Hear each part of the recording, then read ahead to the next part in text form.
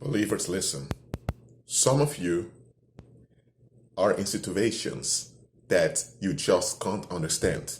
You know and you feel that something is off, but you can't really explain what is off. You know it has to do with some other people around you, and you want to know what it is so you can process it, but you just can't process it because you're in a limbo. You're waiting for answers, but it seems that the answer just doesn't come.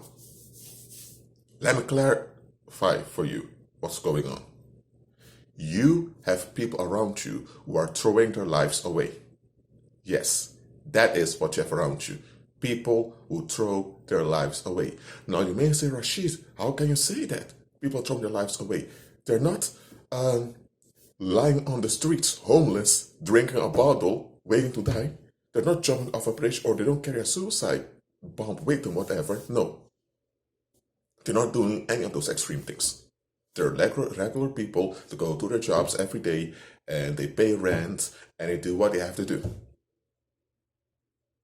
So you may ask, Rashid, how is that throwing your life away? It's very simple. They don't want to face the challenges of life. So they opt out for the quote-unquote safe option of doing what others want of them. That's what society is. You have the group has expectations, you give in to the expectations of the group will give you a pat on the back.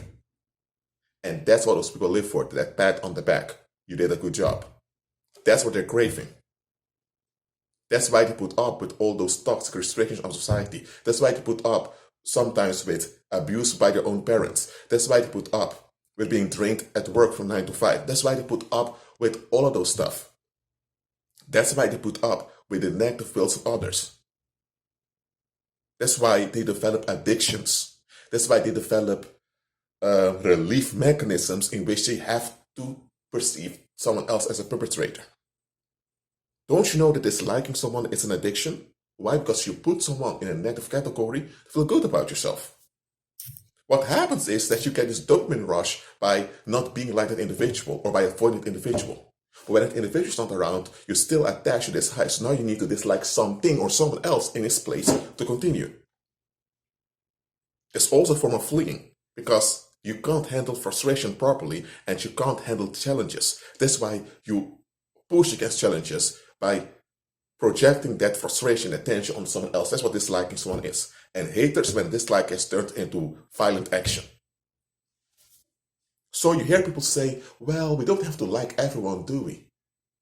So what those people are saying is, you know what? For me to get along with everyone in peace and harmony is a noble thing. But for me to do that, I will have to be clean myself. And I'm not clean. And I'm not willing to look at myself and face that I'm not clean. I don't want to deal with some issues of mine because that would mean I have to make myself vulnerable and all of that. So no, I just want to have control. And I know that it's not correct. I know that's narcissistic. So when I get along with other people, they will know that about me. I don't want that. So give me an excuse to dump on someone. I will not go with a gun and kill. Just give me the right to violate them, at least in my mind. That's what a lot of people are looking for, the right to violate mentally. But whether you violate someone mentally or you violate someone physically, it's the same thing. You look down on someone to feel relieved. Why? Because you want to face yourself. That's what a lot of people do. They're just fleeing. And they flee with the group. They don't flee by running into the woods aimlessly. They don't flee by just drinking bottles of beer until they faint. Or some people do that, alcoholists. They flee by giving in to what society expects and by never ever questioning what goes on. They are throwing their lives away. They're throwing away opportunities. They're throwing away relationships. They're throwing away businesses. They're throwing away all kinds of good stuff that could have happened, but they never happened because they never faced the challenges that were required. That's how a lot of folks are. They're throwing their lives away.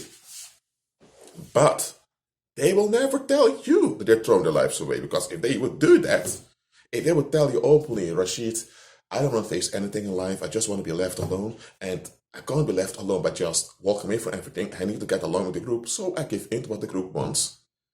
That becomes a restriction. And from time to time, I need to violate someone by being hard or unkind, or I just need someone to dislike, someone to violate for me to be at ease so that I can continue with the group. I know it doesn't add up, but hey, I just this is the only way. No, I would tell them, no, that's not the only way. You're just a coward for not wanting to face life. So they're never going to say that openly, because to acknowledge this openly would be to embarrass themselves, and nobody wants that. So people that throw their lives away will always pretend like they're doing the opposite. Okay? They throw their lives away by conceding themselves to society, even when their inner radar hints to them there's something off. And then they want a victim to violate collectively so that they can be at ease. That's what a lot of folks do. And believe it, you have people around you that are like that. They're throwing their lives away. And the moment you understand that they're throwing their lives away, you will not be so conflicted about them anymore.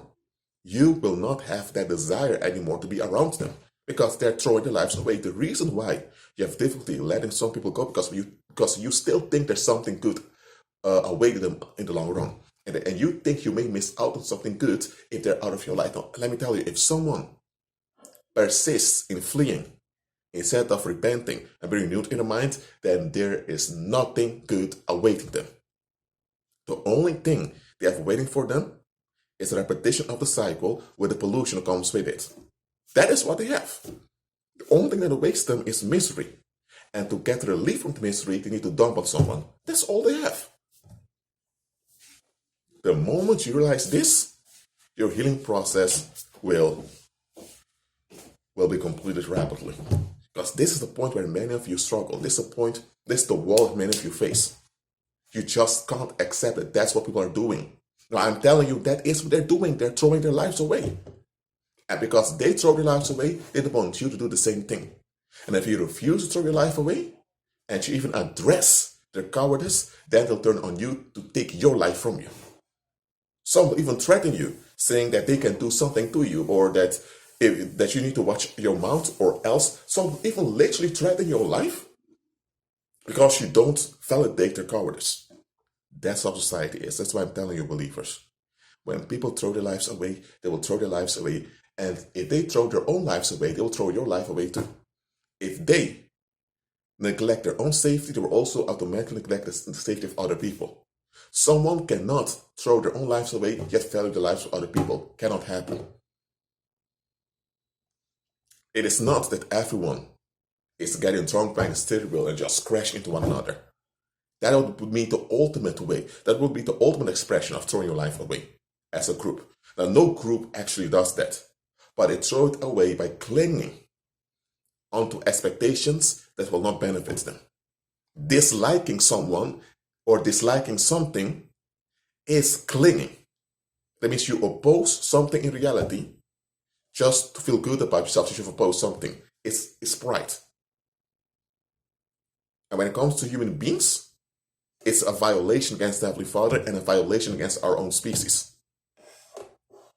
So you have an expectation that our human being does not reflect that expectation, so you want the entitlement to discard them or to violate them so that you are at ease.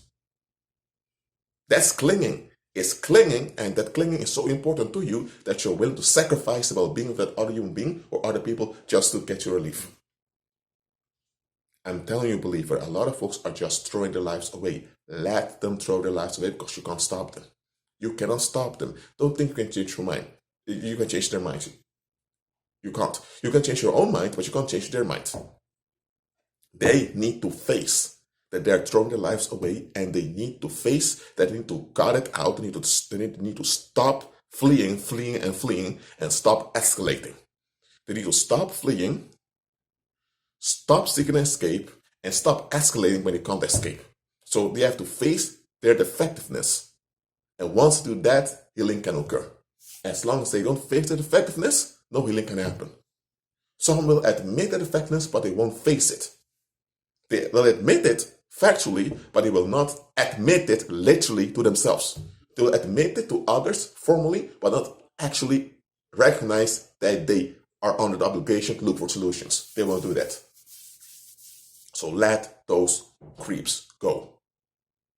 Let those fatalistic, nihilistic, Baphomet cuddling crowds go. Or else they will drag you down in their misery and devour you when possible. Don't cast your pearls before swine. Or else they will crush your pearls under their feet, turn around and devour you. Christ warned us. Be at peace, believer.